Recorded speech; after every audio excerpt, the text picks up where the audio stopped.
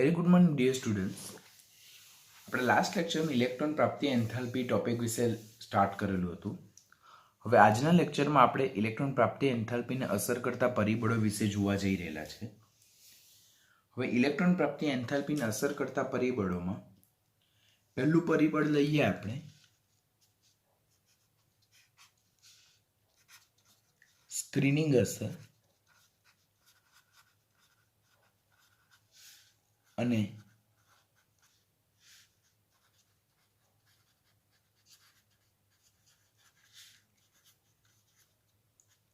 પરમાણ્વીય કદ.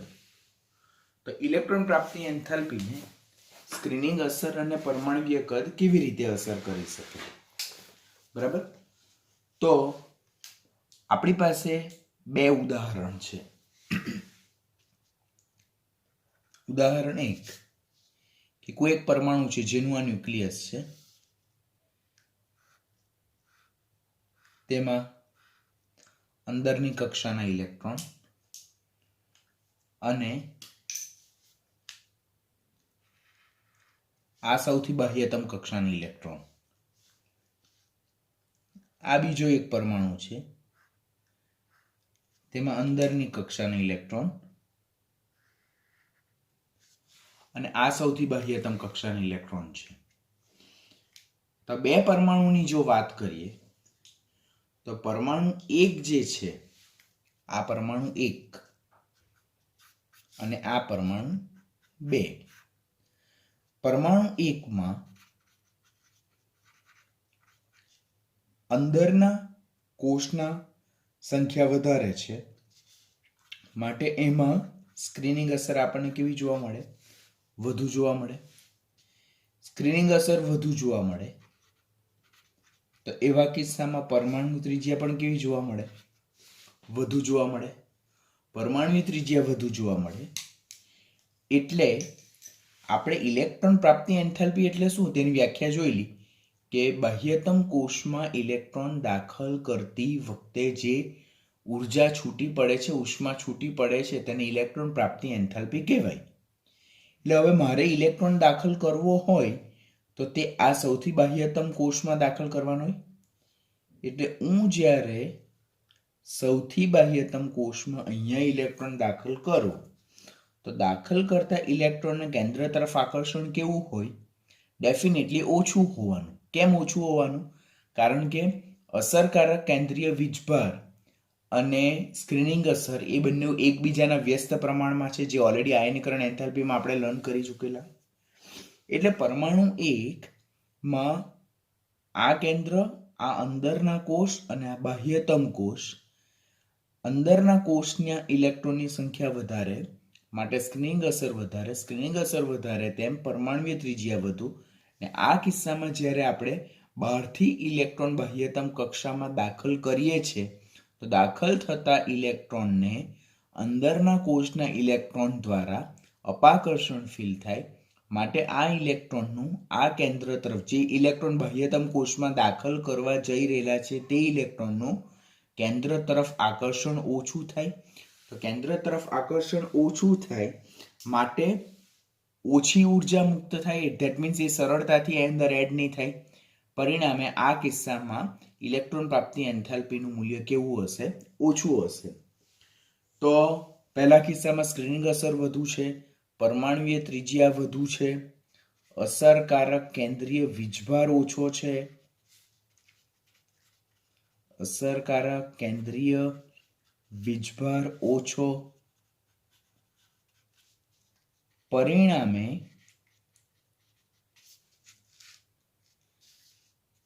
જ્યારે નવા ઇલેક્ટ્રોનને બાહ્યતમ કક્ષામાં દાખલ કરવામાં આવે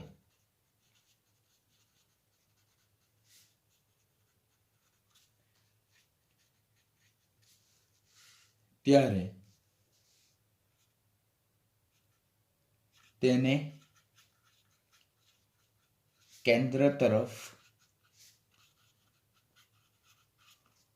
ઓછું આકર્ષણ બળ લાગે. પરિણામે ઇલેક્ટ્રોન સરળતાથી દાખલ થતો નથી, માટે ઇલેક્ટ્રોન દાખલ થાય ત્યારે ઉર્જા ઉષ્મા ઓછી મુક્ત થાય. આમ ઇલેક્ટ્રોન પ્રાપ્તિ એન્થાલ્પીનું ઋણ મૂલ્ય ઘટે. ગેટિંગ? કે ફરીથી સમજાવી દઉં. કેસ 1 જેમાં અંદરના કોષની સંખ્યા વધારે, આ બાહ્યતમ કોષ, આ કેન્દ્ર, આપણે ઇલેક્ટ્રોન દાખલ કરીએ છીએ તે બાહ્યતમ કોષમાં દાખલ કરીએ છીએ. પહેલા કિસ્સામાં ઇનર ઓર્બિટલ ઇલેક્ટ્રોનની સંખ્યા વધારે એટલે સ્ક્રીનિંગ અસર વધારે, તેમ પરમાણુય ત્રિજ્યા વધુ, તેમ અસરકારક કેન્દ્રીય વીજભાર ઓછો. પરિણામે જ્યારે નવા ઇલેક્ટ્રોનને બાહ્યતમ કોષમાં દાખલ કરવામાં આવે તો દાખલ કરવામાં આવતા ઇલેક્ટ્રોનને અંદરના કોષના ઇલેક્ટ્રોન દ્વારા અપાકર્ષણ ફીલ થાય. પરિણામે દાખલ કરવામાં આવતા ઇલેક્ટ્રોનનું કેન્દ્ર તરફ આકર્ષણ ઘટે. માટે દાખલ થતો ઇલેક્ટ્રોન બાહ્યતમ કોષમાં સરળતાથી દાખલ થતો નથી. સરળતાથી દાખલ થતો નથી ધેટ મીન્સ મુશ્કેલીથી દાખલ થાય છે. ઓર એ ઇલેક્ટ્રોન જ્યારે દાખલ થાય ત્યારે ઓછી ઉષ્મા મુક્ત થાય. પરિણામે પહેલા કિસ્સામાં જે સ્ક્રીનિંગ અસર વધારે છે, પરમાણુ ત્રિજ્યા વધારે છે, તેને લીધે ઇલેક્ટ્રોન પ્રાપ્તિ એન્થાલ્પીનું ઋણ મૂલ્ય કેવું જોવા મળે? ઓછું જોવા મળે. તો એના પરથી આપણે કહી શકીએ કે ઇલેક્ટ્રોન પ્રાપ્તિ એન્થાલ્પીનું ઋણ મૂલ્ય એ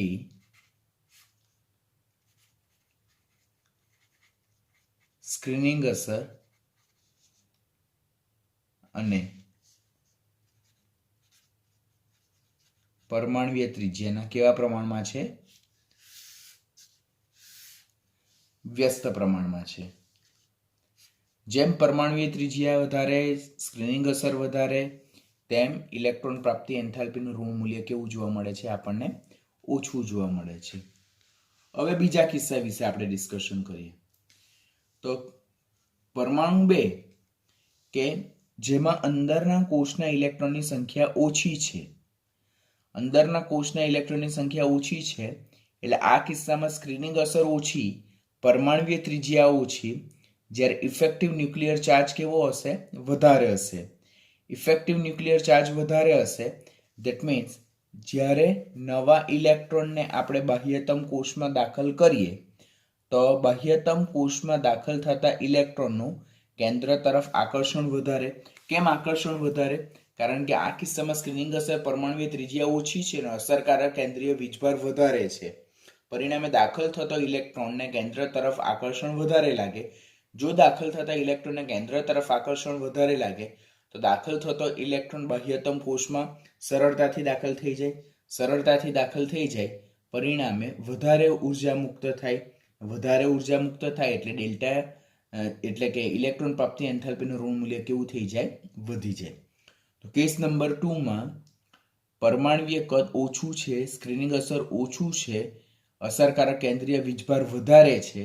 દાખલ થતો ઇલેક્ટ્રોન જ્યારે બાહ્યતમ કોષમાં દાખલ થાય ત્યારે તેનું કેન્દ્ર તરફ આકર્ષણ વધારે હશે કારણ કે સ્ક્રીનિંગ અસર ઓછી છે અને અસરકારક કેન્દ્રીય વીજભાર વધારે છે. પરિણામે દાખલ થતો ઇલેક્ટ્રોન બાહ્યતમ કોષમાં સરળતાથી દાખલ થાય. સરળતાથી દાખલ થાય માટે ઉર્જા વધારે મુક્ત થાય. પરિણામે ઇલેક્ટ્રોન પ્રાપ્તિ એન્થાલ્પીનું ઋણ મૂલ્ય વધારે હશે. તો આ કિસ્સામાં જો આપણે લખીએ તો કેસ નંબર 2 માં સ્ક્રીનિંગ અસર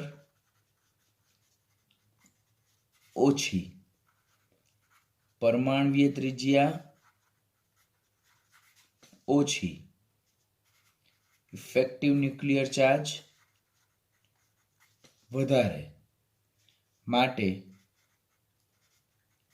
બાહ્યતમ કોષમાં જ્યારે ઇલેક્ટ્રોન દાખલ કરવામાં આવે ત્યારે તે કેન્દ્ર તરફ પ્રબળ આકર્ષણ ફીલ કરે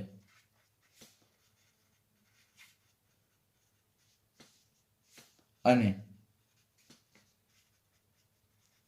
સરળતાથી દાખલ થાય માટે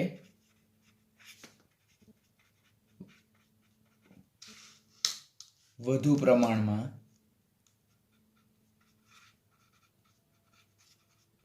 ઉર્જા મુક્ત થાય માટે ઇલેક્ટ્રોન પ્રાપ્તિ એન્થાલ્પીનું ઋણ મૂલ્ય વધે છે. આમ ઇલેક્ટ્રોન પ્રાપ્તિ એન્થાલ્પીનું ઋણ મૂલ્ય જે છે તે પરમાણ્વીય ત્રિજ્યા અને સ્ક્રીનિંગ અસરના વ્યસ્ત પ્રમાણમાં છે. જેમ સ્ક્રીનિંગ અસર વધારે, પરમાણ્વીય ત્રિજ્યા વધારે, તેમ દાખલ થતા ઇલેક્ટ્રોનને કેન્દ્ર તરફ ઓછું આકર્ષણ લાગે, એટલે અસરકારક કેન્દ્રીય વીજભાર ઓછો લાગે. પરિણામે ઇલેક્ટ્રોન સરળતાથી દાખલ ન થાય. ઇલેક્ટ્રોન સરળતાથી દાખલ ન થાય તો ત્યારે ઓછા પ્રમાણમાં ઉર્જા મુક્ત થાય. પરિણામે ઇલેક્ટ્રોન પ્રાપ્તિ એન્થાલ્પીનું ઋણ મૂલ્ય કેવું જોવા મળે? ઓછું જોવા મળે. હવે એવા જ કિસ્સામાં આપણે આની સાથે બીજું ફેક્ટર જો આપણે ક્લબ કરીએ તો તે છે ઇફેક્ટિવ ન્યુક્લિયર ચાર્જ, જેને કહેવાય અસરકારક કેન્દ્રીય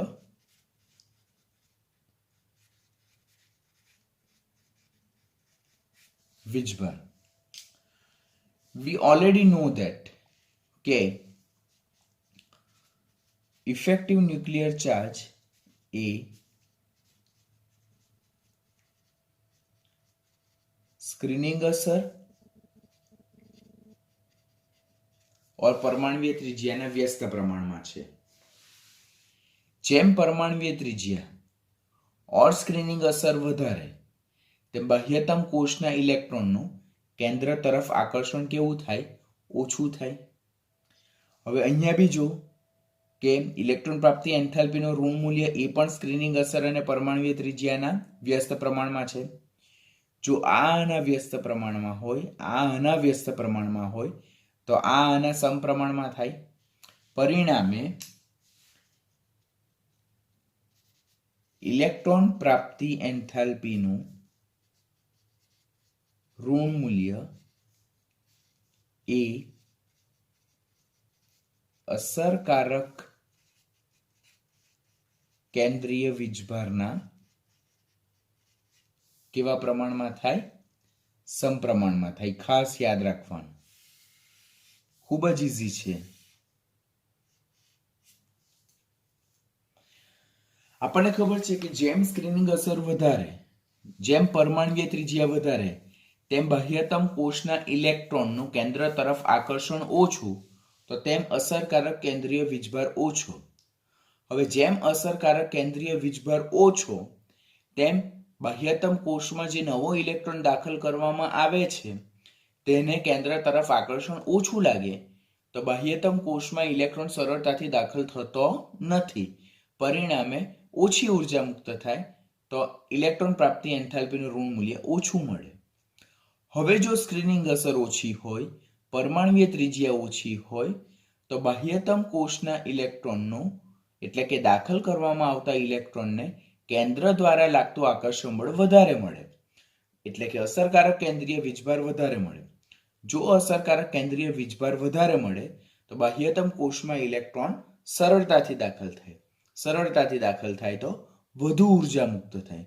વધુ ઉર્જા મુક્ત થાય તો ઇલેક્ટ્રોન પ્રાપ્તિ એન્થાલ્પીનું ઋણ મૂલ્ય કેવું મળે? વધારે મળે. આમ અસરકારક કેન્દ્રીય વીજભાર એ સ્ક્રીનિંગ અસર પરમાણુીય ત્રિજ્યાના વ્યસ્ત પ્રમાણમાં છે અને ઇલેક્ટ્રોન પ્રાપ્તિ એન્થાલ્પીનું ઋણ મૂલ્ય એ અસરકારક કેન્દ્રીય વીજભારના સમપ્રમાણમાં છે. તો આના વિશે જો આપણે ઇમ્પોર્ટન્ટ જેમ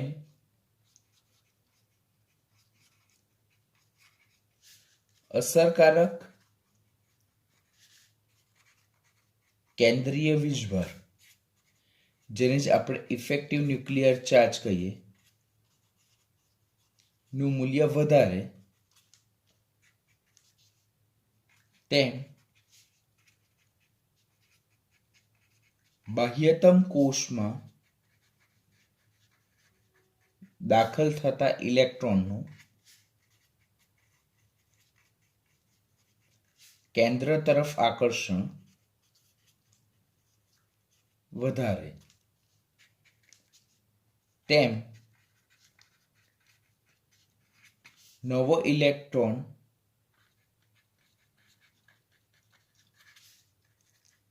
સરળતાથી દાખલ થાય, તેમ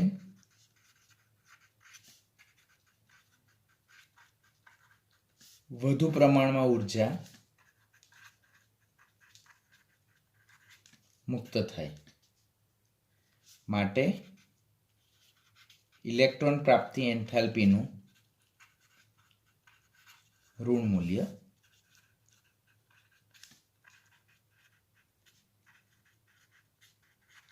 વધારે જોવા મળે છે.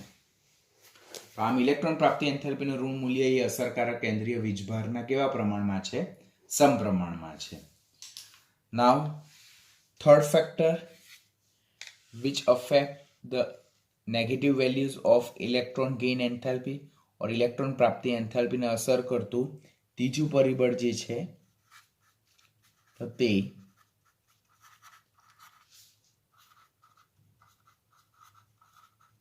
ઇલેક્ટ્રોનીય સંરચના. બે પ્રકારની ઇલેક્ટ્રોનીય સંરચના જોવા મળે. એક પ્રકારની ઇલેક્ટ્રોનીય સંરચના કે જે અર્ધપૂર્ણ ભરાયેલી હોય ઓર સંપૂર્ણ ભરાયેલી હોય.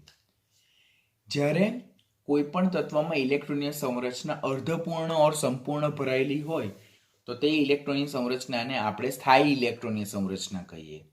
સ્થાયી ઇલેક્ટ્રોનીય સંરચનામાં ઇલેક્ટ્રોન દાખલ કરવો હોય તો તે મુશ્કેલીથી દાખલ થાય. શા માટે? બીકોઝ ઓલરેડી ઇલેક્ટ્રોનીય સંરચના એ સ્ટેબલ છે, સ્થાયી છે, ને એમાં જો ઇલેક્ટ્રોન દાખલ કરવો હોય તો ત્યારે અનસ્ટેબલ બનશે. પરિણામે એમાં ઇલેક્ટ્રોન સરળતાથી દાખલ નહીં થાય. તો પણ આપણે દાખલ કરવો જ હોય તો we have to provide energy, or electron દાખલ થાય તો ઓછા પ્રમાણમાં ઉર્જા મુક્ત થાય.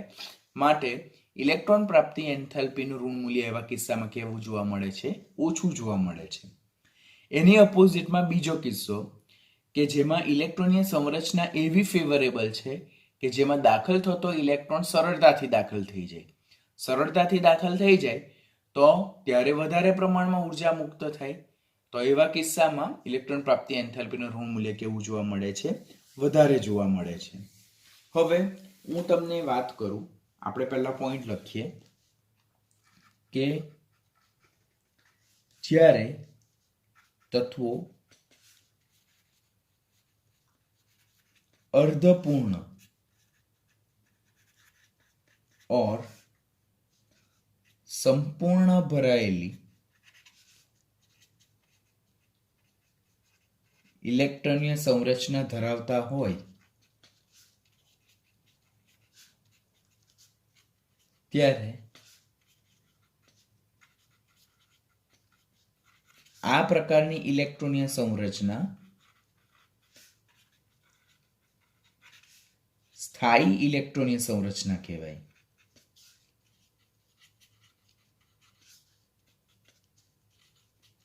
જેમાં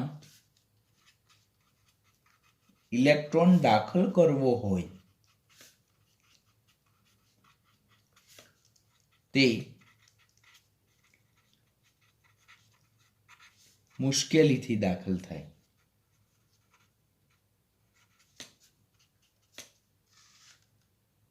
પરિણામે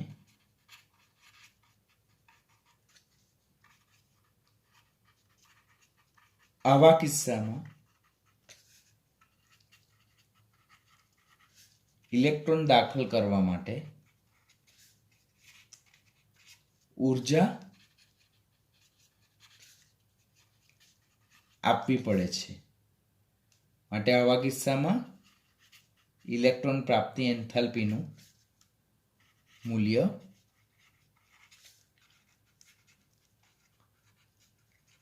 કેવું જોવા મળે છે? ધન જોવા મળે છે. ઋણ જોવા નહીં મળે, ધન જોવા મળે. તેમાં પહેલું જ ઉદાહરણ આપું હું તમને.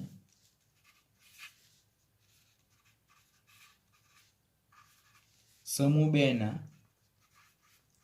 બેરેલિયમ અને મેગ્નેશિયમ ના ઇલેક્ટ્રોન પ્રાપ્તિ એન્થાલ્પીનું મૂલ્ય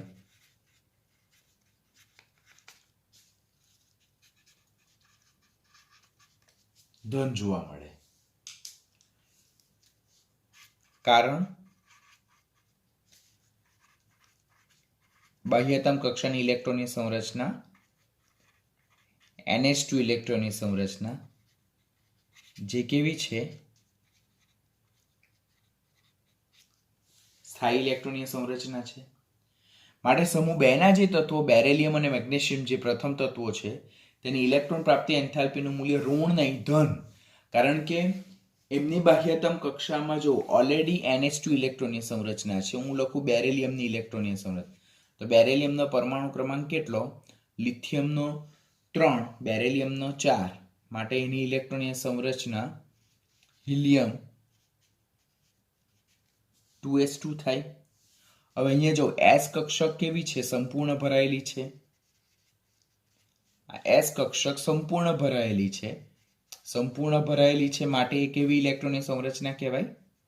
સ્થાયી ઇલેક્ટ્રોનની સંરચના કહેવાય. તો ઓલરેડી સ્થાયી ઇલેક્ટ્રોનની સંરચના છે અને તેમાં મારે બહારથી નવો ઇલેક્ટ્રોન દાખલ કરવો હોય, તો તે ઊંચા ઉર્જા સ્તરવાળા કોષમાં મારે દાખલ કરવો પડે. તો ત્યારે મારે બહારથી ઇલેક્ટ્રોનને દાખલ કરવા માટે ઉર્જા શું કરવી પડે? આપવી પડશે. માટે સમૂહ 2 ના તત્વો બેરેલિયમ અને મેગ્નેશિયમના ઇલેક્ટ્રોન પ્રાપ્તિ એન્થાલ્પીનું મૂલ્ય કેવું મળે છે? ધન જોવા મળે છે. તેવી જ રીતે વાત કરું તો સમૂહ 15 નું પ્રથમ તત્વ નાઇટ્રોજન, જેનો પરમાણુ ક્રમાંક 7 છે, ની ઇલેક્ટ્રોન પ્રાપ્તિ એન્થાલ્પીનું મૂલ્ય પણ કેવું જોવા મળે?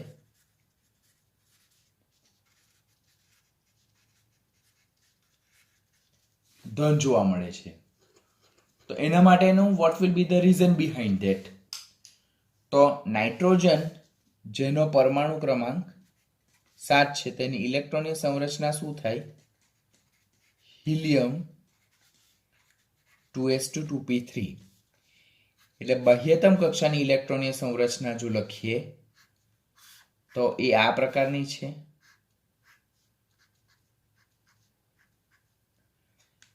તો પી કક્ષક કઈ સ્થિતિમાં છે? અર્ધપૂર્ણ ભરાયેલી છે. પી કક્ષક અર્ધપૂર્ણ ભરાયેલી છે માટે it is more symmetrical in nature. More symmetrical in nature, that means it is more stable. કેવું છે? વધુ સ્થાયી છે. વધુમાં જ્યારે મારે ઇલેક્ટ્રોનને દાખલ કરવો હોય, નવા ઇલેક્ટ્રોનને દાખલ કરવો હોય, તો એ શેમાં દાખલ થાય? પહેલા 2px માં દાખલ થાય. શેમાં દાખલ થાય? 2px માં દાખલ થાય. ઓલરેડી 2p કક્ષકો કદમાં કેવી છે? નાની છે. તો દાખલ થતા ઇલેક્ટ્રોનને ઓલરેડી હાજર ઇલેક્ટ્રોન દ્વારા રિપલ્ઝન ફીલ થાય. તો રિપલ્ઝન ફીલ થાય, પરિણામે એ ઇલેક્ટ્રોન સરળતાથી દાખલ થતો નથી. તો સરળતાથી દાખલ ન થાય એટલે મુશ્કેલીથી દાખલ થાય, તો એને દાખલ કરવા માટે આપણે ઉર્જા આપવી પડે. તો પી કક્ષક અર્ધપૂર્ણ ભરાયેલી છે, મોર સિમેટ્રિકલ છે, મોર સ્ટેબલ છે, વધુ સ્થાયી છે. વધુમાં નવો ઇલેક્ટ્રોન દાખલ થાય ત્યારે તે 2px માં દાખલ થાય. 2p કક્ષકો કદમાં નાની હોવાથી તેમાં ઓલરેડી હાજર ઇલેક્ટ્રોન દ્વારા નવા ઇલેક્ટ્રોનને, આ કયો ઇલેક્ટ્રોન? નવો દાખલ થતા ઇલેક્ટ્રોનને અપાકર્ષણ ફીલ થાય, માટે નવો દાખલ થતો ઇલેક્ટ્રોન સરળતાથી દાખલ થતો નથી. સરળતાથી દાખલ થતો નથી માટે નવા ઇલેક્ટ્રોનને દાખલ કરવા માટે ઉર્જા આપવી પડે, અને ઉર્જા જો આપવી પડે તો ઇલેક્ટ્રોન પ્રાપ્તિ એન્થાલ્પીનું મૂલ્ય આપણને કેવું જોવા મળે? ધન જોવા મળે છે. એવી જ રીતે આપણે ત્રીજો કિસ્સો લઈએ તો ત્રીજા કિસ્સામાં સમૂહ 18 ના તત્વો માટે પણ ઇલેક્ટ્રોન પ્રાપ્તિ એન્થાલ્પીનું મૂલ્ય કેવું જોવા મળે છે? આપણને ધન જોવા મળે છે. અને એનું કારણ શું? તો એનું પણ કારણ તેમની ઇલેક્ટ્રોનીય સંરચના. સમૂહ 18 ના તત્વોની વાત કરીએ તો બાહ્યતમ કક્ષાની ઇલેક્ટ્રોનીય સંરચના શું છે? હવે તો આપણને બધાને ખ્યાલ જ હોય બાહ્યતમ કક્ષાની ઇલેક્ટ્રોનીય સંરચના NH2 NP6. જો આ NH2 અને આ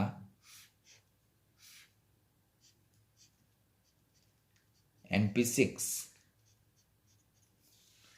ઓલરેડી અષ્ટકપૂર્ણ છે, સ્થાયી ઇલેક્ટ્રોનની સંરચના છે, મોર સિમેટ્રિકલ છે. તો અષ્ટકપૂર્ણ છે, સ્થાયી ઇલેક્ટ્રોનની સંરચના છે, મોર સિમેટ્રિકલ ઇલેક્ટ્રોનિક કન્ફિગ્યુરેશન છે, મોર સ્ટેબલ ઇલેક્ટ્રોનિક કન્ફિગ્યુરેશન છે. તો તેમાં નવો ઇલેક્ટ્રોન જો મારે દાખલ કરવો હોય તો શું આમાં નવો ઇલેક્ટ્રોન દાખલ થઈ શકે? નહીં, because it is already field, it is completely field, સંપૂર્ણપણે ભરાયેલી છે. તો નવા દાખલ થતા ઇલેક્ટ્રોનને મારે ઊંચા ઉર્જા સ્તરવાળા કોષમાં દાખલ કરવો પડે, અને ઊંચા ઉર્જા સ્તરવાળા કોષમાં દાખલ કરવો હોય તો ધેટ મીન્સ ઇલેક્ટ્રોન સરળતાથી નહીં, મુશ્કેલીથી દાખલ થાય. જો ઇલેક્ટ્રોન મુશ્કેલીથી દાખલ થાય તો ઓલરેડી એને દાખલ કરવા માટે આપણે વધારે ઉર્જા આપવી પડે. માટે સમૂહ 18 ના તત્વો માટે ઇલેક્ટ્રોન પ્રાપ્તિ એન્થાલ્પીનું મૂલ્ય આપણને કેવું જોવા મળે છે? ધન જોવા મળે છે, જે ઓલરેડી આપણે લાસ્ટ લેક્ચરમાં લર્ન કરી ચૂક્યા છે. ફરી સમજાવું, સમૂહ 18 ના તત્વોની બાહ્યતમ કક્ષાની ઇલેક્ટ્રોનની સંરચના NH2 NP6 છે, જેને આ પ્રમાણે લખાય. ઓલરેડી બાહ્યતમ કક્ષાની ઇલેક્ટ્રોનની સંરચના સંપૂર્ણ ભરાયેલી છે, મોર સિમેટ્રિકલ છે, ખૂબ જ સ્થાયી છે. તેમાં નવો દાખલ થતો ઇલેક્ટ્રોન ને આપણે દાખલ કરવા માટે ઊંચા ઉર્જા સ્તરવાળા કોષમાં દાખલ કરવો પડે, અને ઊંચા ઉર્જા સ્તરવાળા કોષમાં દાખલ કરવા માટે આપણે ઉર્જા આપવી પડે. પરિણામે ઇલેક્ટ્રોન પ્રાપ્તિ એન્થાલ્પીનું મૂલ્ય આવા કિસ્સામાં કેવું જોવા મળે? ધન જોવા મળે છે. કોઈ પણ આવર્તમાં ઇલેક્ટ્રોન પ્રાપ્તિ એન્થાલ્પીનું ધન મૂલ્ય સૌથી વધારે સમૂહ 18 ના તત્વોનું જોવા મળે. કોઈ પણ આવર્તમાં ઇલેક્ટ્રોન પ્રાપ્તિ એન્થાલ્પીનું ધન મૂલ્ય સૌથી વધારે સમૂહ 18 ના તત્વોમાં જોવા મળે છે.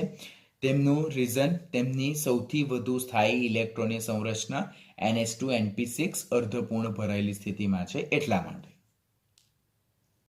હવે આ ઇલેક્ટ્રોનની સંરચના પર આપણે એક કિસ્સો સોલ્વ કરીએ કે મારી પાસે સમૂહ 14 નું પ્રથમ તત્વ કાર્બન છે, અને એવી જ રીતે સમૂહ 15 નું પ્રથમ તત્વ નાઇટ્રોજન છે. કાર્બનનો પરમાણુ ક્રમાંક કેટલો? 6. નાઇટ્રોજનનો પરમાણુ ક્રમાંક કેટલો? 7.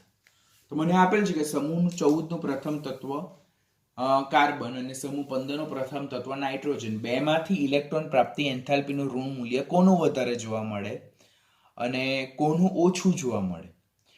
તો જ્યારે આ પ્રકારના આપણને એક્ઝામ્પલ પૂછાય તો ત્યારે ફર્સ્ટ આપણે ઇલેક્ટ્રોનિક કન્ફિગ્યુરેશન રાઇટ કરવાનું થાય.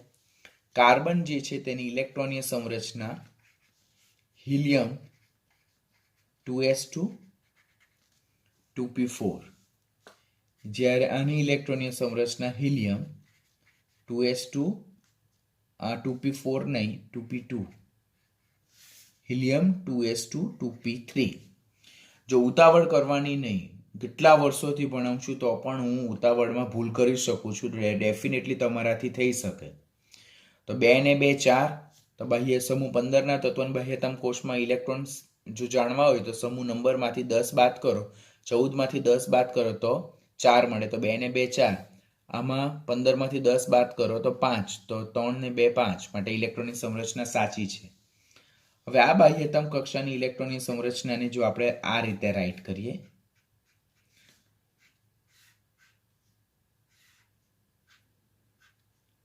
એક 2, આ 2s અને આ 2p, અને અહીંયા બાહ્યતમ કક્ષાની ઇલેક્ટ્રોનની સંરચના રાઈટ કરીએ તો આ 2s અને આ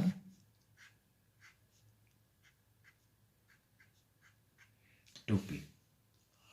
હવે આમાં મારે ઇલેક્ટ્રોન દાખલ કરવો છે, આમાં ઇલેક્ટ્રોન દાખલ કરવો છે. તો આમાં ઇલેક્ટ્રોન સરળતાથી દાખલ થાય કે મુશ્કેલીથી? તો આમાં ઇલેક્ટ્રોન જો દાખલ કરવો હોય મારે, તો અહીંયા દાખલ થતો ઇલેક્ટ્રોન કેવો થાય? સરળતાથી દાખલ થાય. બીકોઝ આ શું છે? It is less symmetrical, electronic configuration છે, લેસ સિમેટ્રિકલ ઇલેક્ટ્રોનિક કન્ફિગ્યુરેશન. આ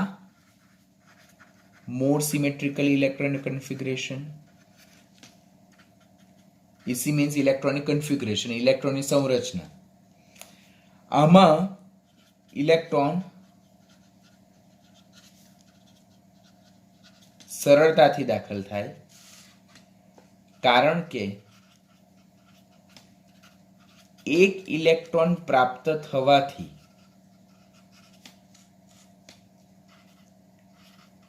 (2s2 2p3) સ્થાયી ઇલેક્ટ્રોનની સંરચના પ્રાપ્ત થાય.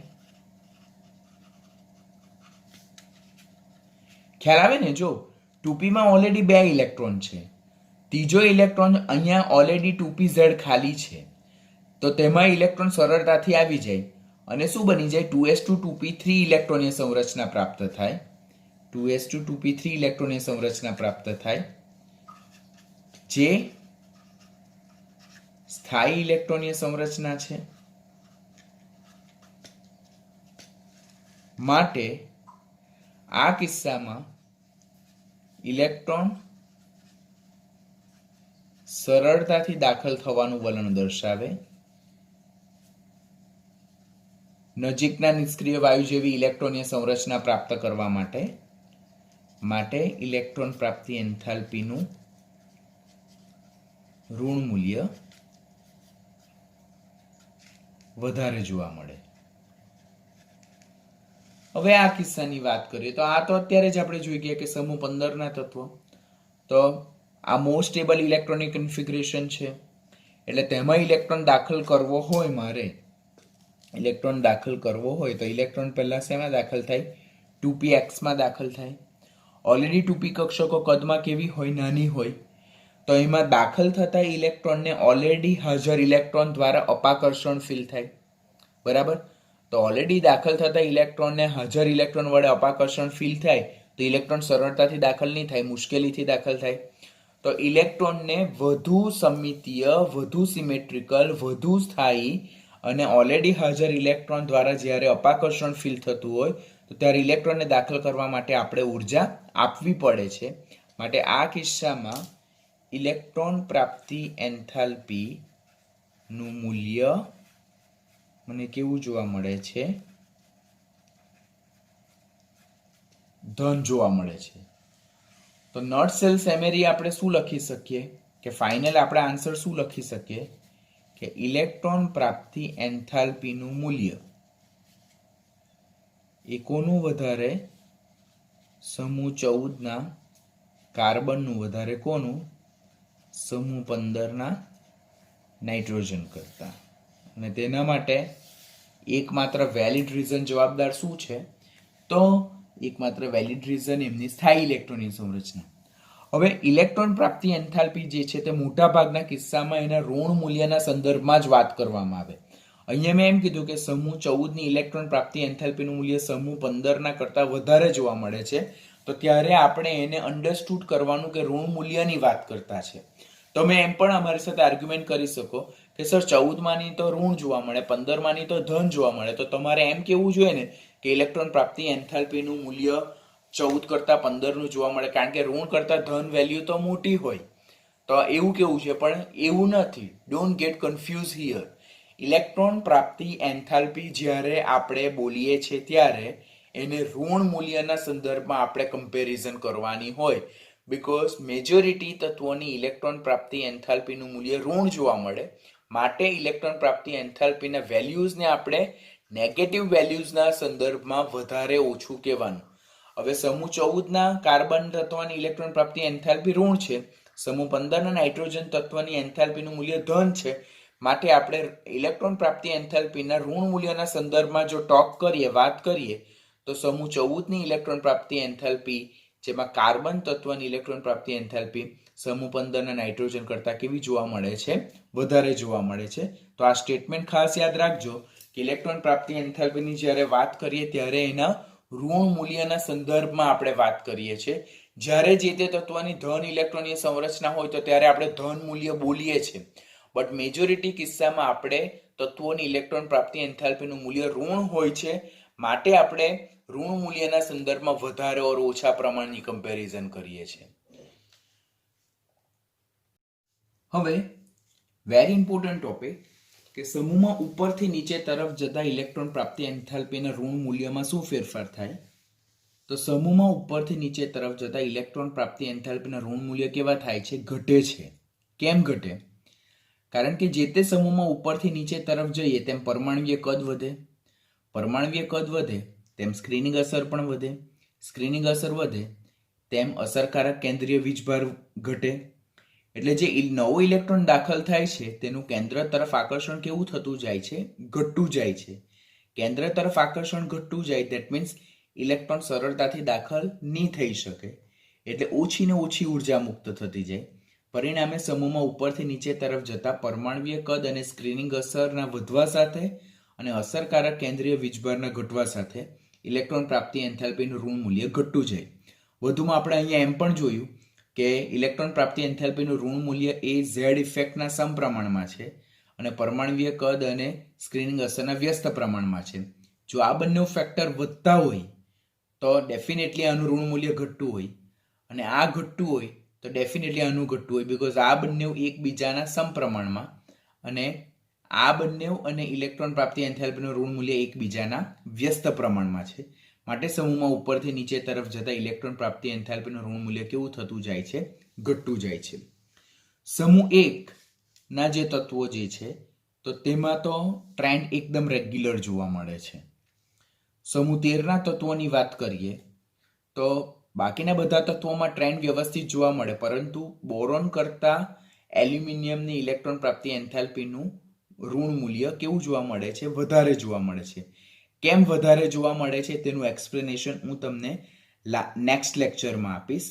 તે બધા તત્વોનું એક્સપ્લેનેશન હું તમને નેક્સ્ટ લેક્ચરમાં. આમ સમૂહ 13માં એલ્યુમિનિયમની ઇલેક્ટ્રોન પ્રાપ્તિ એન્થાલ્પીનું મૂલ્ય સૌથી હાઈએસ્ટ જોવા મળે, જ્યારે બોરોન જે છે તેનું લોએસ્ટ જોવા મળે, અને કરેક્ટ ઇલેક્ટ્રોન પ્રાપ્તિ એન્થાલ્પીનો ક્રમ સમૂહ 13 માટે આ જોવા મળે. 14માં કાર્બનથી લઈને ટીન સુધી ઇલેક્ટ્રોન પ્રાપ્તિ એન્થાલ્પીનું ઋણ મૂલ્ય ઘટે છે, પરંતુ ટીન કરતાં અનએક્સેપ્શનલી લેડનું વધી જાય છે, જે 14મો સમૂહ જ્યારે ડિસ્કશન કરશું ત્યારે સમજાવીશ. સમૂહ 15માં ઉપરથી નીચે તરફ જતા ઇલેક્ટ્રોન પ્રાપ્તિ એન્થાલ્પીનું મૂલ્ય વધતું જાય છે. That is also irregular trend. એ 15મો સમૂહ જ્યારે ડિસ્કશન કરશું ત્યારે સમજાવીશ. બરાબર. પછી સમૂહ 16ની વાત કરીએ તો બાકીના બધામાં રેગ્યુલર ટ્રેન્ડ કે સમૂહમાં ઉપરથી નીચે તરફ જતા ઇલેક્ટ્રોન પ્રાપ્તિ એન્થાલ્પીનું ઋણ મૂલ્ય ઘટે, પરંતુ ઓક્સિજન કરતાં સલ્ફરની એક્સેપ્શનલી વધારે જોવા મળે. આમ સમૂહ 16માં સલ્ફરની ઇલેક્ટ્રોન પ્રાપ્તિ એન્થાલ્પીનું મૂલ્ય હાઈએસ્ટ જોવા મળે, જ્યારે ઓક્સિજનની ઇલેક્ટ્રોન પ્રાપ્તિ એન્થાલ્પીનું મૂલ્ય લોએસ્ટ જોવા મળે છે. એવી જ રીતે સમૂહ 17માં બાકીના બધા તત્વોમાં ઇલેક્ટ્રોન પ્રાપ્તિ એન્થાલ્પીનો ક્રમ રેગ્યુલર જોવા મળે, પરંતુ ફ્લોરિન કરતાં ક્લોરિનની ઇલેક્ટ્રોન પ્રાપ્તિ એન્થાલ્પીનો ક્રમ વધારે જોવા મળે, વધારે ઋણ જોવા મળે. આમ સમૂહ 17માં હાઈએસ્ટ ઇલેક્ટ્રોન પ્રાપ્તિ જો વાત કરીએ તો એ ક્લોરીન છે, જ્યારે લોએસ્ટ જે છે તો તે કોની છે? એસ્ટેટિનની છે. ત્યાર પછી આ સાચો ટ્રેન્ડ છે, જો ક્લોરીન પછી ફ્લોરિન પછી બ્રોમિન પછી આયોડિન પછી એસ્ટેટિન. અહીંયા જેટલી બી વસ્તુ લખેલી છે તે નીટ માટેની ખૂબ જ ઇમ્પોર્ટન્ટ કન્ટેન્ટ છે. It's a very important content. It is not given in your text book, પણ ડેફિનેટલી તમને સિક્વન્સમાં પૂછાશે. આ બધું પણ તો એને પરફેક્ટલી રેડી કરજો. સમૂહ 18ના તત્વો જેને ઇલેક્ટ્રોન પ્રાપ્તિ એન્થાલ્પીના મૂલ્યો ધન હોય તો તેના ધન મૂલ્યના સંદર્ભમાં વાત કરીએ તો હિલિયમ કરતાં નિયોનની વધારે છે, નિયોનની આર્ગન કરતાં વધારે, આર્ગન અને ક્રિપ્ટોનની સમાન, પછી એના કરતાં ઝેનોનની ઓછી ને એના કરતાં રેડોનની ઓછી. મારે સમૂહ 18ના તત્વો જો વાત કરીએ તો તેમાં નિયોનની હાઈએસ્ટ પોઝિટિવ ઇલેક્ટ્રોન પ્રાપ્તિ એન્થાલ્પીનું મૂલ્ય જોવા મળે, જ્યારે લોએસ્ટ પોઝિટિવ ઇલેક્ટ્રોન પ્રાપ્તિ એન્થાલ્પીનું મૂલ્ય કોનું જોવા મળે? હિલિયમનું જોવા મળે. તો આ એક એક્સેપ્શનલ બિહેવિયર. ત્યાર પછી આ બે એક્સેપ્શનલ બિહેવિયર અને આ જે એક્સેપ્શનલ બિહેવિયર જે છે તેના રિલેટેડનું રીઝન જે છે, એક્સપ્લેનેશન છે, તે હું તમને નેક્સ્ટ લેક્ચરમાં આપીશ. બિકોઝ આજે જો એનું એક્સપ્લેનેશન આપવા જઈશ તો લેક્ચર આપણો 1 થી 1.5 કલાકનો થઈ જશે, તો તે પ્રોબ્લેમેટિક થાય. તો એનું એક્સપ્લેનેશન હું તમને નેક્સ્ટ લેક્ચરમાં આપીશ. ઇન શોર્ટ, આજના લેક્ચરમાં આપણે એટલું યાદ રાખવાનું કે સમૂહમાં ઉપરથી નીચે તરફ જતા પરમાણ્વીય કદ વધે, સ્ક્રીનિંગ અસર વધે, અસરકારક કેન્દ્રીય વીજભાર વધે, પરિણામે ઇલેક્ટ્રોન પ્રાપ્તિ એન્થાલ્પીનું ઋણ મૂલ્ય ઘટે.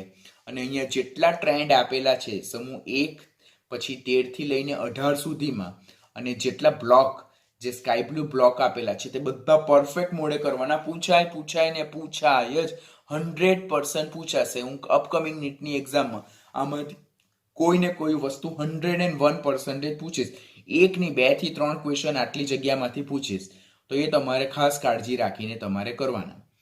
સાથે સાથે તમારે અહીંયા તમારા ઇન્ફોર્મેશન માટે જુદા જુદા તત્વોની ઇલેક્ટ્રોન પ્રાપ્તિ એન્થાલ્પીના વેલ્યુઝ આપેલા છે, તેને પણ કમ્પેર કરતા જવાના. જો સમૂહ 18ની જે એક વાત કરીએ તો હિલિયમની ઇલેક્ટ્રોન પ્રાપ્તિ એન્થાલ્પીનું મૂલ્ય 48 જોવા મળે, પછી એના કરતાં વધારે નિયોન જોવા મળે, એના કરતાં ઓછું આર્ગન જોવા મળે, આર્ગન અને ક્રિપ્ટોનનું સમાન જોવા મળે છે, એના કરતાં ઓછું ઝેનોનનું, એના કરતાં ઓછું રેડોનનું જોવા મળે.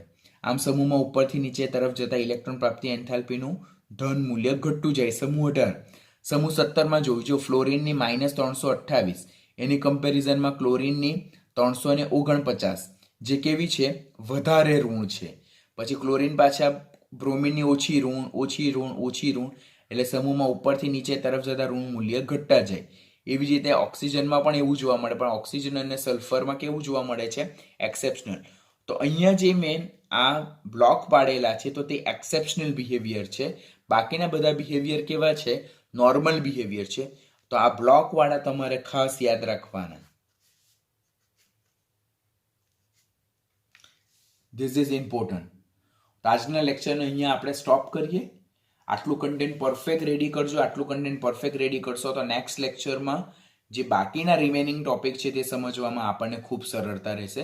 આજનો ટોપિક વેરી મોસ્ટ ઇમ્પોર્ટન્ટ. છેલ્લો જે અત્યારે ટોપિક કર્યો સમૂહનો ટ્રેન્ડ, અને આ વેલ્યુઝ તો કોઈને યાદ નથી, મને પોતાને યાદ નથી, પણ કોનું વધારે કોનું ઓછું, કોનું ઋણ મૂલ્ય વધારે કોનું ઋણ મૂલ્ય ઓછું, તે સિક્વન્સ કમ્પલસરી યાદ રાખવાનું રહેશે. અને એના માટે this is most important thing. મેં 3 વખત કીધું છે ને તમે કોમ્પિટિટિવના ક્વેશ્ચનને સોલ્વ કરશો તો ત્યારે તમને આઈડિયા આવશે કે how much it is important. So please make it, remember it very nicely, very perfectly, because it is asking for many times.